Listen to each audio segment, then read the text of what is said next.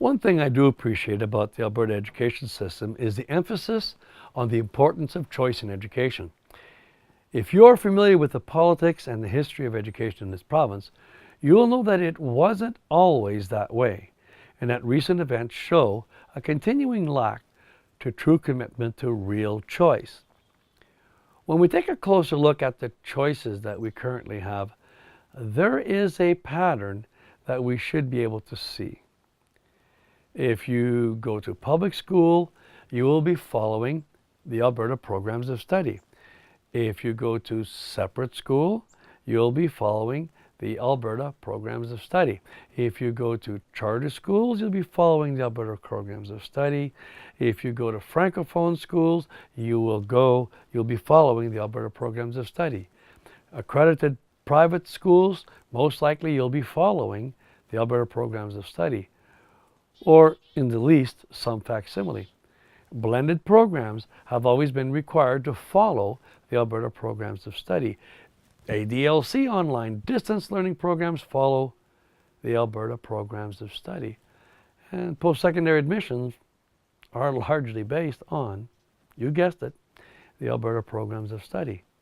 And home education is often, if not usually, compared to or measured using the Alberta programs of study. With all the options or choices that we have for education, all follow or reference the Alberta programs of study. Think about this in terms of ice cream.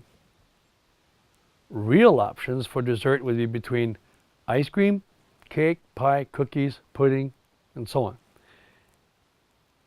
If all I've given as option for desserts are different flavors of ice cream, I have told you that you will be eating ice cream. The choice is without control, which is really no choice at all.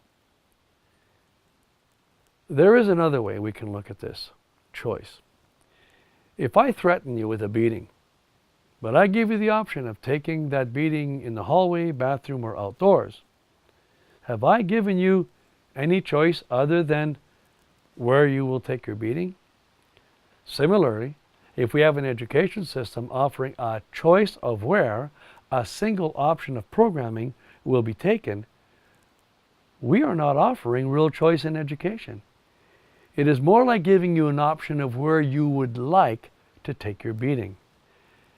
If all the choices that we have in education involve Alberta programs of study, and you determine to do something different in your home education program, you're probably going to be challenged on it because we are not really free to choose.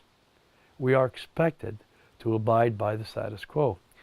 Remember that both the School Act and the proposed new Education Act are committed to a single publicly funded education system.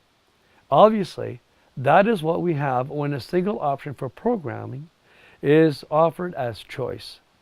We may have a choice of venues, but not of programming. What could be the objective of advancing a singular secular program under the guise of choice? Back to the common values and beliefs mentioned in the preambles of the School and Education Act. Through its commitment to one public education system, the secular government limits our options such that most students will be exposed to a common values and beliefs, determined not by the people or the parents or students, but by the government. The only place where real choice still exists is in traditional home education, where you are free to do something other than government programming. But keep in mind that you are only free to do so if you are informed of this option. Considering that it is far easier for home education providers to normalize government programming than it is to educate parents who are likely more familiar with doing things the school's way, there exists a perfect opportunity to perpetuate the government's version of what an education should be. However, we must always keep in mind that if the government is committed to a single public education system with a single option for programming, how long will it be before it reaches into home education as well? What will you do if or when that day comes?